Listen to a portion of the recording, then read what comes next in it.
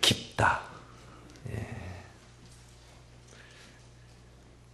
겉에서 속까지의 거리가 멀다. 그런 뜻입니다. 수준이 높다 할 때도 그런 말을 우리가 쓰죠. 깊다. 비슷한 말이 있습니다. 비슷한 말. 속 묘자에다가 깊을 속 오자에다가 깊을 심자. 그럼 뭐가 됩니까? 시모. 오심이 아니고 시모. 깊다 하는 심자에다가 속이라는 뜻의 오자를 합치면은 심오하다. 심오하다. 그런 말 우리 잘 쓰고 듣고 그러죠. 깊이가 있고 오묘하다. 그런 뜻입니다. 깊은 말씀. 말씀이 그 마음에서 마음에 있는 것들을 입을 통하여서 드러내는 게 말씀인데 이 잘 모릅니다. 그 속마음을 잘 몰라 사람들이. 그래서 10길 물속은 알아도 한 길 사람 속은 모른다. 그런 말을 쓰죠. 수심 가지, 인심 난지. 물속은 아는데 사람 속은 모르겠다. 그런 뜻이에요.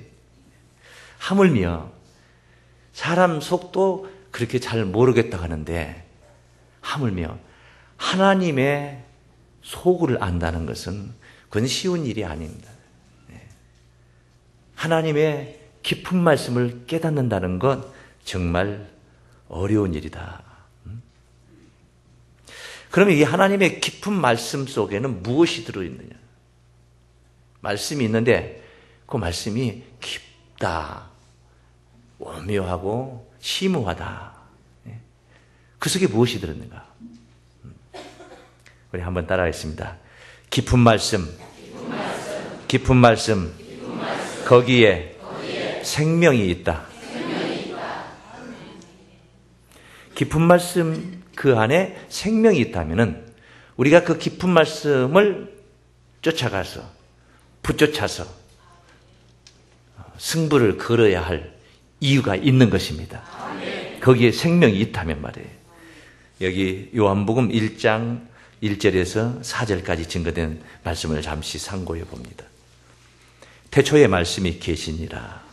이 말씀이 하나님과 함께 계셨으니 이 말씀은 곧 하나님이시니라. 그가 태초에 하나님과 함께 계셨고 만물이 그로 말미암아 지은 바 되었으니 말씀으로 지어졌다는 거죠. 지은 것이 하나도 그가 없이는 된 것이 없느니라. 다 모든 게 다 태초부터 계셨던 그 말씀으로 지어졌다. 만물이 다 그 말씀으로 지어졌다. 빛이 있으라 하심에 빛이 있었고 땅은 풀과 씨 맺는 채소와 각기 종류대로 씨 가진 열매 맺는 과목을 내라 하니까 그대로 되어 땅이 풀과 씨 맺는 채소와 각기 종류대로 씨 가진 열매 맺는 과목을 내니 하나님이 보시기에 좋았더라.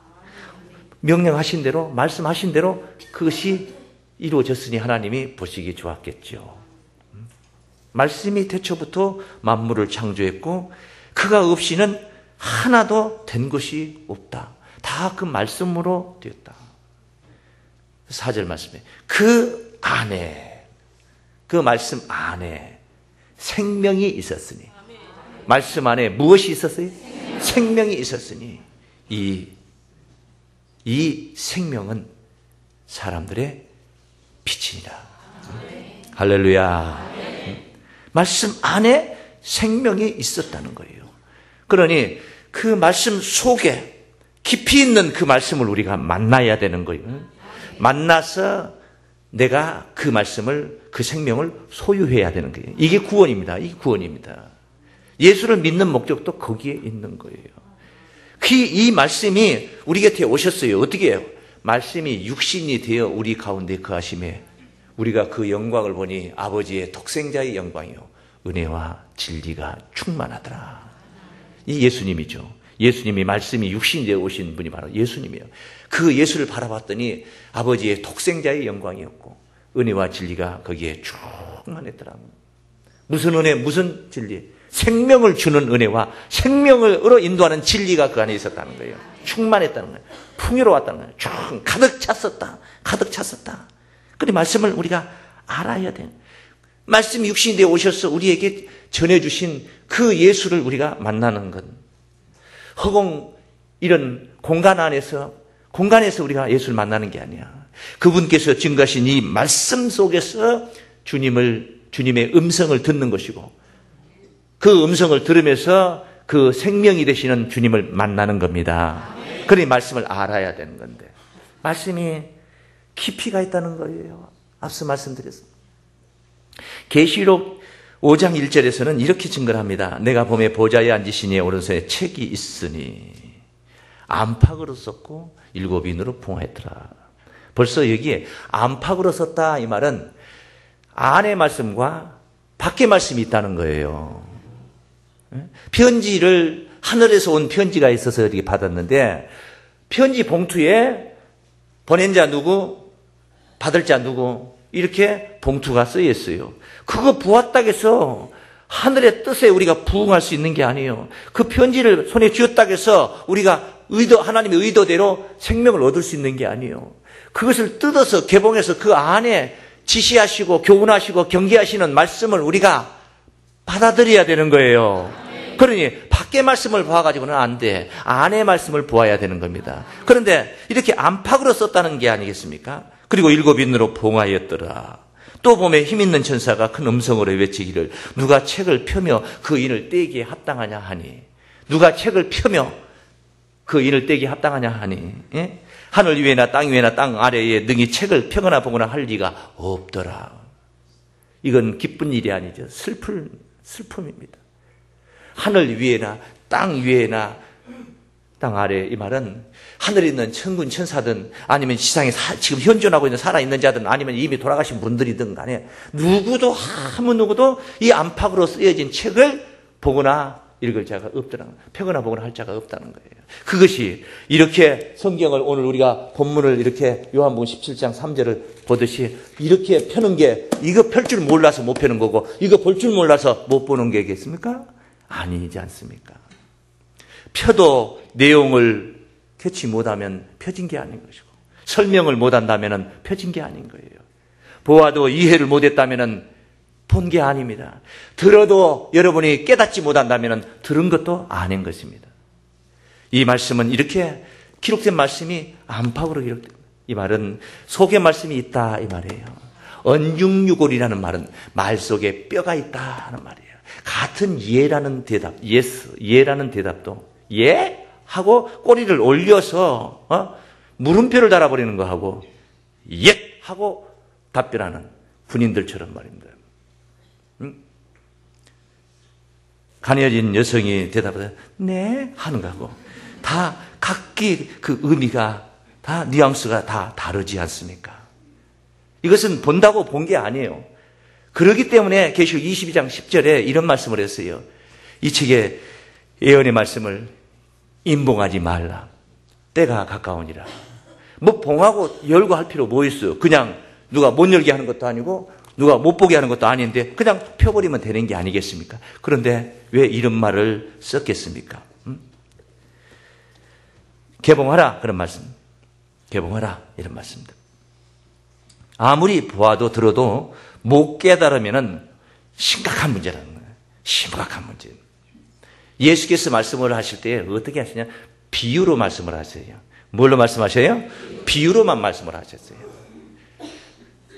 이게 긍정적인 요소로 본다면은 알아듣기 쉽게, 이해하기 쉽게 설명을 해준 거예요. 무엇을 빗대어가지고 설명하는 겁니다.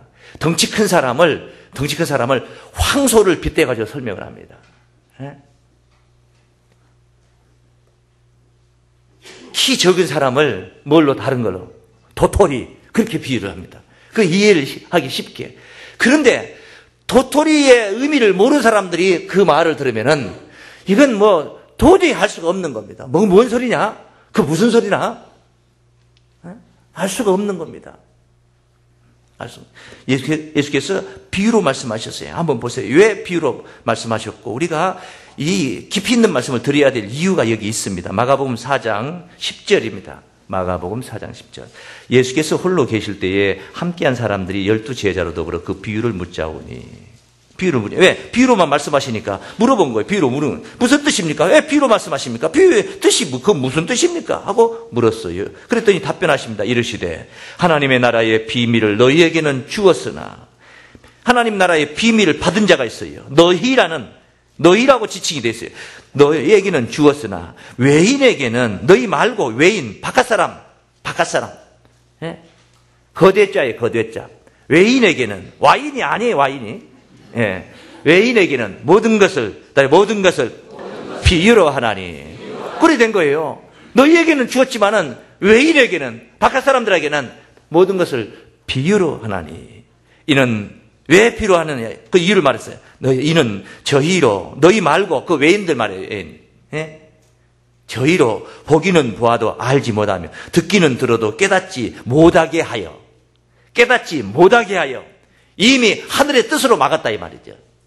깨닫지 못하게 하여 돌이켜 죄사함을 얻게 하려 함이니라. 할렐루야.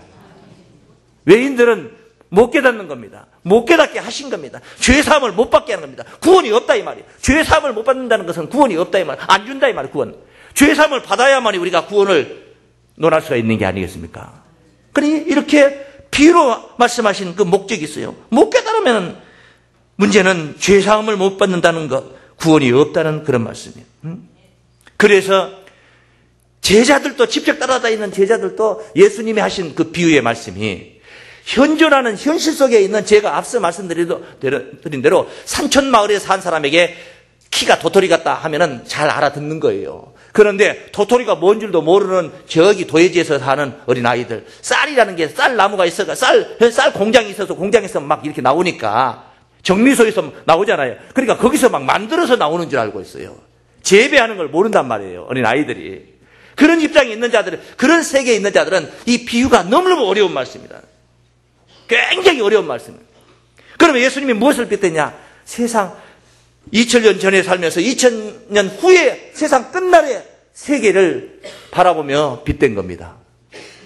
그 시대를 빗댄 게 아니라 훗날, 지금 휴대폰이라는 것을 만약에 말씀을 한 200년 전에만 얘기를 했다고 쳐봅시다. 휴대폰을 누가 알아듣습니까? 아무도 못 알아듣는 거예요. 지금 이렇게 대중화되었기 때문에 어떤 이야기를 해도 그 분야에는 잘 알아듣는 것이죠. 그걸로 인터넷도 한다 하면은, 그래, 그거 이제 알았냐? 대번에 아는 거예요. 그런데 그것이 수백 년 전에 만약에 설명을 했다면은 그 인터넷이 뭔지도 몰라요. 인터넷이 뭔데?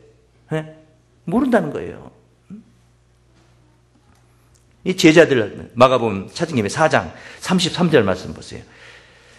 예수께서 이러한 많은 비유로 저희에게 알아들을 수 있는 대로 말씀을 가르치시되, 비유가 아니면 말씀하지 아니하시고, 비유가 아니면 말씀하지 아니하시고, 다만 혼자 계실 때에 그 제자들에게 모든 것을 해석하시더라.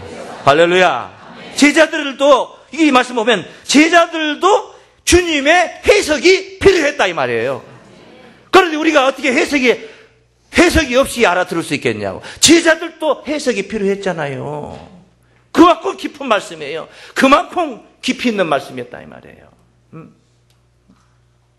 대단한 말씀이죠. 그러니 못 깨달으면 어떻게 되겠어요? 생명이 없는 거란 말이에요. 아시겠어요? 생명이 없다 이 말이에요. 못 깨달으면. 따라 하시겠습니다. 못 깨닫는 무지는 생명을 떠나게 한다. 못 깨달으면 생명을 떠나게 하는 거예요. 깨달아야 되는 겁니다. 깨달아야 되는 거예요. 못 깨달으면 우선 걸림이 됩니다. 말을 하면 전하는 소리에 부딪히게 됩니다. 흡수가 돼야 되는 게죠. 배구를 할 때, 공을 토스할 때 그냥 오는 것에 그대로 막 받은 게 아니라 사뿐히 그 탄력을 죽여가지고 내가 원하는 대로 던져줄 수 있고, 그렇게 손에서 얼마만큼의 반동을 죽여서 흡수를 하는 겁니다. 말씀을 들을 때에 내가 흡수를 해야 되는데 이게 자꾸 걸려서 튀겨나갑니다. 돌짝 같은 바위덩어리 같은 내 가슴에 씨앗이 떨어져요. 톡 튀어서 날아가요. 톡 튀어서 폭삭폭삭폭삭한 그런 잘 개간된 그런 흙밭에 옥토밭에 떨어지면은 씨앗이 떨어지면 얼큰이하고 그냥 오자마자 막 덮고 해서 그래서 새들이 와서 먹을세라 그냥 덮어서 싹을 틔우는데 말이에요. 제자들도 얼마나 이 말씀이 어려운 말씀이었냐. 제자들도 어려웠어요. 걸림이 된단 말이에요. 해석을 안 해주면 그렇게 부딪히는 말씀이 되는 거예요. 그런데 어떻게 그냥 문자적으로 마치 그냥 고기 잡아서 날로 막 먹어버리듯이 삶아서나 요리해서 안 먹고 그냥 막 먹어버리듯이 성경을 그냥 막 읽어버린다고 해서 그냥 깨달아질 수 있겠냐고요. 요한복음 6장 60절입니다. 6장 60절. 네. 제자 중 여럿이 듣고 말하되 예수가 하신 말씀을 이제 들었어요. 듣고 말해. 이 말씀은 따라하시면 이 말씀은 어렵도다. 제자들이 뭐라 그래요? 어렵도다. 누가 들을 수 있느냐 하는데 자기들도 못 깨닫는 걸 누가 이것을 들을 수 있겠냐? 뭐 어떻게 깨닫? 그럼 이 말씀이 뭐냐? 60절까지니까 60절, 59절까지 무슨 내용들이 나와요? 내 살은 참된 양식이요 내 피는 참된 음료로다. 내 살을 먹고 내 피를 마시는 자는 영생을 가졌고 마지막 날에 다시 살리리라. 내 살을 먹고 내 피를 마신 자는 내 안에 거하고 나도 그 안에 거하리라. 인자의 살을 먹지 않으면 생명이 없다. 나는 하늘로서 내려온 사한 떡이니 사람이 이 떡을 먹으면 영생하리라. 쉬워요? 어려워요?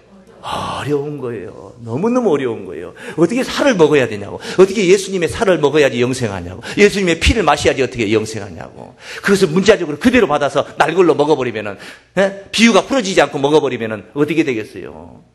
다 엉뚱한 소리를 듣고 마은 것이지. 전하는 자의 의도대로 듣는 게 아니고 전하는 자의 의도와는 전혀 상반된 그런 뜻으로 이해를 하고 받아들여서 그렇게 해서 그렇게 지켜 엉뚱한 대로 달려가게 되고 마은 것이죠. 그래서 제자들도 어렵다. 누가 들을 수 있느냐 하는데 예수께서 스스로 제자들이 이 말씀에 대하여 수군거리는 줄 아시고 가라사대 이 말이 너희에게 걸림이 되느냐? 또 속에 있는 소리 딱 해버리지 않습니까? 어려우면 뭐가 되는 거예요? 걸림이 되는 거예요. 오늘 최소한 이 깊은 말씀, 영생의 말씀이라는 제목하에 드리는 이 말씀만큼 이 시간에 여러분에게 주어진 숙제 꼭 깨닫고 걸림이 되어서는 안 될 줄로 믿습니다. 그래 깨달아야 되는 겁니다. 그러면 너희가 인자에 이전 있던 곳으로 올라가는 것을 볼 것 같으면 어찌하겠느냐. 이전 있던 곳이라는 말도 어려워. 너무 어려워. 이전에 어디 있었다는 거예요? 마리아의 뱃속에? 어디? 마구간에? 어디 있었냐고. 어렵잖아요. 그런데 이전에 있던 곳으로 올라간다는 이야기는 그 속에는 뭐가 들어있냐면 십자가의 사건이 들어있어. 그냥 올라가는 거 아니죠. 십자가를 지시고 인류의 죄 문제 해결하시면서 우리 주님이 떠나가시는 거죠. 그러니 십자가의 사건이 그 속에 들었어. 그런데 십자가의 사건을 이야기하면 그게 쉬워요? 어려워요? 어려워. 왜 그렇게 구원을 해야 되느냐 그래요. 그냥 빌라도 헤롯 왕 쫓아가서 그냥 깃밤을 쳐가지고 끌어내려가지고 내리고 자기가 왕위를 찬탈해서 앉아가지고 임금이 되면 되는 것이지. 왜 거기에 굴복하고 십자가를 못 박혀 질질 끌려가서 가시밀관을 쓰고 그렇게 손과 발에 못 박혀서 죽어 그래가지고 구원이 이루어지느냐고. 이게 쉬운 이야기입니까? 이거 어려운 거예요. 적어도 인간의 죄 문제가 있어서 예수께서 우리의 죄 문제를 대신 짊어지시기 위해서 그 질고를 당하시는 모든 일련의 사건들을 깨치지 않고는 이해할 수 없는 말씀입니다. 그래서 어떤 교단, 못된 교단은 예수가 십자가를 졌지 않느냐, 예수가 죽었지 않느냐. 그런 예수는 실패했다. 예수 실패했다. 나를 믿으라. 그래야만 구원을 받으려 했는데 예수 안 믿었기 때문에 죽여버린 게 아니냐. 죽인 거 안 믿고 죽인 거지. 믿으니까 죽였냐고. 안 믿어서 죽였잖아. 그러니까 예수는 복음을 전파해서도 믿지 않았지 않느냐. 그래서 자기가 죽었지 않느냐. 실패했다. 그럴듯하잖아요, 여러분. 그럴듯하잖아요. 못 깨달으니까. 엉뚱한 길을 가게 되는 거예요. 그런 소리에도 또 귀가 쫑긋쫑긋 해칠 수밖에 없다는 겁니다. 넘어진다는 거예요. 넘어진다는 거예요. 모르면 넘어지게 됐어요. 모르면 오해를 합니다. 참을 거짓으로 오해할 수가 있는 거예요. 모르면 그렇게 되는 거예요. 응? 오해라는 게 있죠. 오해라는 거예요. 잘못 해석했다 그 말이에요. 잘못 풀었다 이 말이에요. 그릇 풀었다 이 말이에요. 그릇 풀었다. 마태복음 22장 29절입니다. 예수께서 대답하여 가라사대 너희가 성경도 하나님의 능력도 알지 못하는 거로 오해하였도다. 부활 때에는 장가도 아니가고 시집도 아니가고 하늘에 있는 천사들과 같으니라 그래요. 그 예수님 예수님 무슨 질문을 받았느냐면, 한 여자가 살았는데, 이 여자가 그 집에 형제가 있었는데, 그 집에 시집을 가서 맏아들한테 시집 갔는데, 맏아들이 후손을 보지 못하고 죽었고, 그래서 둘째하고 이제 살림살이 했는데, 둘째도 또 죽어버리고, 셋째도 넷째 다섯째 하고 일곱째 하고 살다가 이제 죽었어. 같이 죽었어. 천국 가서는 누구하고 사는 겁니까? 질문이 복잡하죠. 왜? 유대법이라는 건 그래요. 율법이라는 게. 큰아들이 형님이 형수하고 살다가 형님이 씨를 주지 못하고 죽었으면은 둘째가 그 형수하고 살아야 되는 거예요. 그랬는데 7 형제가 그렇게 다 형수님하고 다 살았어. 천국 가서 이 여자는 누구한테 가야 됩니까? 여러분도 궁금하잖아요. 어떻게 부활할 것인가 궁금하잖아요. 그리고 주님 한마디로 말, 부활 때는 장가도 아니 가고, 장가 가지도 않을 장가 문제를 왜 다루어? 왜 그거 신경 쓰냐고. 그잖아요. 누구한테 장가 갑니까? 누구한테 시집 갑니까? 이 문제잖아요. 아니, 부활 때는 누구한테 가느냐 하는데, 예수님은 부활 때는 장가도 안 간다? 하늘에 있는 천사들과 같다? 무슨 대답이 필요합니까? 더 이상 무슨 말이 필요합니까? 불필요한 걸 물어봤다 이 말이에요. 성경도 모르고 하나님의 능력도 몰라서 오해하였도다. 우리가 이 신앙이 오해하는 신앙이 되어서는 안 돼. 믿습니까? 엉뚱한 데 신경이 집중되면 안 된단 말이에요. 신경이 엉뚱한 데 집중돼. 무지하기 때문에 허탄한 데 에너지를 막 쏟고 있습니다. 이 좋은 에너지를 허탄한 데 쏟아버리면 되겠냔 말이에요. 그래가지고 나중에는 비진리를 생각하고 핍박을 합니다. 핍박을 해요. 진리를 반대로 생각하고 핍박하는 거예요.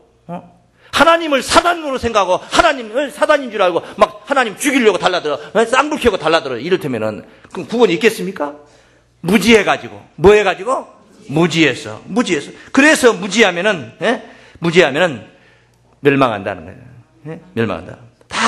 이런 것들이 다 무지의 산물이거든요. 깨달아야 돼요. 미련한데 약도 없다는데 열심히 말씀 안에서, 하나님 말씀 안에서 깨달아야 됩니다. 믿습니까? 선과 악을 오해하게 된다는 거예요. 이사야서 5장 18절입니다. 이사야 5장 18절. 거짓으로 끈을 삼아 죄악을 끌며 수레줄로 함과 같이 죄악을 끄는 자는 화 있을진저. 그들이 이르기를 그는 그 일을 속히 이루어 우리로 보게 할 것이며 이스라엘의 거룩한 자는 그 도모를 속히 임하게 하여 우리로 알게 할 것이라 하는도다. 악을 선하다 하며 선을 악하다 하며 흑암으로 광명을 삼으며 광명으로 흑암을 완전 반대잖아요. 쓴 것을 단 것으로 삼으며 단 것으로 쓴 것을 삼는 그들은 화 있을진정. 당연하지. 화 있죠. 화 당해야지. 안 그러면 안 되지. 근거해야지. 스스로 지혜롭다 하며 스스로 명철하다 하는 그들은 화 있을진저. 포도주를 마시기에 영감하며 독주를 빚기에 유력한 그들은 화 있을진저. 그들은 뇌물을 인하여 악인을 의롭다 하고 의인에게서 그 의를 빼앗는도다. 빼앗는다. 이렇게 완전히 반대로 알아서 악한 짓을 합니다. 그래, 악한 자가 악한 짓을 해서 죽기로 작정하고 죽을 짓을 하는 것은 괜찮아요. 그래야 돼. 안 그래도 그러도록 해야 돼. 악한 자가 선한 자 앞서가면서 구원받으면 되겠어? 안 되지. 당연히 그렇게 해야지. 그런데 문제는 말입니다. 내가 못 깨달아서 그렇게 된다면 어떻게 되냐 말이에요. 내가 무지해가지고 그 지경에 빠져버리면 어떻게 될 거냐고. 그건 안 되잖아요. 내가 본래 본심이 악한 게 아니고 못 깨달아서 그 짓을 한다는 거예요. 못 깨달아서 진리를 핍박하고 못 깨달아서 하나님 참된 성도들을 핍박을 하게 된다. 안 될 일이잖아요. 그럼 어떻게 해야 돼요? 그럼 깨달아야지. 믿습니까? 깨달아야지. 무지는 사람 죽입니다. 무지는 사람 죽여요. 죽여요. 에베소서 4장 17절입니다. 그러므로 내가 이것을 말하며 주 안에서 증가하노니 이제부터는 이방인이 그 마음에 흠한 것으로 행함같이 너희는 행하지 말라. 흠한 거 말이에요. 저희 총명이 어두워지고 저희 가운데 있는 무지함과 저희 마음이 굳어짐으로 강팍하다 이 말이에요. 무지하고 강팍해. 그로 말미암아 딸이 하나님의 생명에서 떠나 있도다. 하나님의 생명에서 떠나 있는 게 무지함으로 인하여서 하나님의 생명에서 떠나 있어요. 무지하다 보면 거짓된 자들한테 못된 자들한테 또 사로잡히게 되어 있습니다. 네, 사로잡히게 미혹이 되고 미혹의 영을 따라가게 된단 말이에요. 이사야 5장 13절 말씀을 더 보죠. 이러므로 나의 백성이 무지함을 인하여 무함을 인하여 사로잡힐 것이요 무지함을 인하여 그 귀한 자는 쥐를 것이요 무리는 목마를 것이며 무지하기 때문에 사로잡히는 거예요. 깨달아야 돼요. 못 깨닫는 무지는 생명을 떠나게 하는 줄로 믿습니다. 생명을 붙들어야 되는 거예요. 호세아 4장 6절 말씀에 내 백성이 지식이 없음으로 망하는도다. 대학 학문 공부 안 했다고 해서 구원 못 받는 거 아니잖아요. 하나님을 아는 지식이 없다 이 말이에요. 영의 지식이 없다며, 영적 세계의 지식이 없다. 그래서 망하게 된다 이 말이에요. 말씀을 알아야, 바로 말씀이 육신이 되어 오신 우리 주님을 알아야만이 거기에 생명이 있고 그 생명을 우리가 누릴 수가 있는 줄로 믿습니다. 주께서 말씀하시기를 내가 곧 길이요 진리요 생명이니 나로 말미암지 않고는 아버지께로 올 자가 없느니라. 오직 그분이 바로 참 진리고 진리란 말이에요. 길이라는 것입니다. 우리가 가야 할 길입니다. 왜? 그 속에 생명이 있기 때문에요. 생명이 있기 때문에. 그러므로 우리는 말씀 주님과 더불어 영생으로 나아가는 그런 신앙이다. 따라하시겠습니다. 말씀 주님과 더불어 영생으로 나아가자. 할렐루야. 말씀을 따라가야 된다. 말씀을 따라가야 된다. 오늘 본문은 주께서 하나님께 기도하신 내용입니다. 그 가운데 3절 말씀을 보시면은 자신을 위한 기도였는데 그 3절 말씀은 영생 문제를 다루고 있습니다. 3절에 영생은 유일하신 참 하나님과 오직 한 분밖에 안 계시는 유일하신 참 하나님과 그의 보내신 자 예수 그리스도를 아는 것입니다. 하나님과 예수 두 분, 이분들을 아는 것이다. 이것이 영생이라는 거예요. 하나님과 예수를 아는 게 영생이라는 거예요. 할렐루야. 알아라 이 말이에요. 알아라. 안다는 게 뭐예요? 안다는 게 여러분이 저를 알고 제가 여러분을 아는 거 아는 정도가 있어요. 아는 게 아니에요. 얼굴만 봤다 해서 아는 게 아니에요. 이목구비만 봤다 해서 아는 게 아닙니다. 속 사람을 봐야 돼요. 속에 있는 그 정신세계를 봐야지 진짜 본 사람이에요. 하나님도 마찬가지예요. 하나님의 말씀을 수박 끄덕기식으로 그냥 읽었다고 해서 아는 게 아니에요. 그 속에 생명이 있다고 했지 않습니까? 말씀을 알 때 속에 있는 생명을 우리가 바라볼 수 있고 바로 마음에 가지게 될 때 비로소 아는 자가 되는 거예요.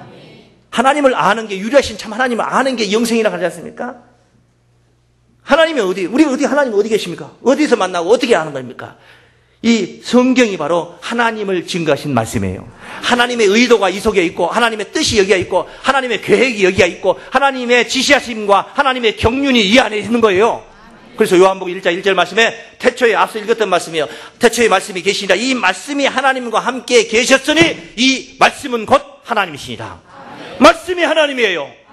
말씀이 하나님이라면 이 말씀을 많이 하면 많이 할수록 하나님을 많이 하는 것이고 적게 하면 적게 할수록 하나님을 적게 알고 이 말씀 속에 깊이 있는 말씀을 생명의 말씀을 깊이 있게 많이 깨달으면 하나님을 깊이 하는 것이고 겉의 말씀만 알고 있다면 하나님의 그냥 수박 끄덕기시로 아는 것이고 생명은 속에 있는 줄로 믿습니다. 속에 있다 이 말이에요. 속에.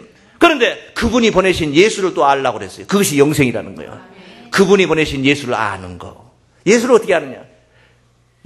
마치 예수님의 자서전과 같은 이야기고 예수님의 어떤 위인전과 같이 예수를 증거한 말씀. 성경은 예수를 증거한 책입니다. 요한복음 5장 39절에 너희가 성경에서 영생을 얻는 줄 생각하고 성경을 상고하거니와 이 성경이 곧 내게 대하여 증거하는 것이로다. 이 성경이 곧 내게 대하여 증거한다. 예수 자신을 증거한 말씀이라 이 말이에요. 성경은 예수를 증거한 책인 줄로 믿습니다. 예수를 증거한 이 책을 여러분이 가까이 둬야 됩니다. 그러면 예수를 알게 되는 거예요. 예수를 알고 하나님을 알면 영생입니다. 바로 항상 365일 오늘 이제 첫 주부터 나아가는 여러분의 발걸음이 365일 내내 깨어서 강성한 모습으로 예수를 아는 자로 하나님을 아는 자로 한 살 더 먹어서 겉사람은 늙어지지만 속사람은 강성해가는 그런 참으로 귀한 하나님의 사람들로 더욱더 깊이 있게 거듭나시기를 바랍니다. 아멘. 그런 성도들은 그렇게 영혼이 잘 돼야만이 범사가 잘 되는 거예요. 영혼이 잘못되면은 아무리 좋은 환경 속에 있어도 그 정신머리가 잘못되면은 다 망가지게 되어 있는 거예요. 요한 3서 1장 2절 말씀에 내 영혼이 잘됨과 같이 네가 범사에 잘되고 강건하기를 원하노라. 아멘. 오늘 이 말씀이 여러분이 바로 금년 한 해 동안에 여러분이 누릴 복이 되시기를 주의 이름으로 축원합니다. 깊이 있는 말씀, 영생의 말씀 속에 하늘 구원을 누리시는 거룩한 성도들로 구원받으시길 주의 이름으로 축원합니다.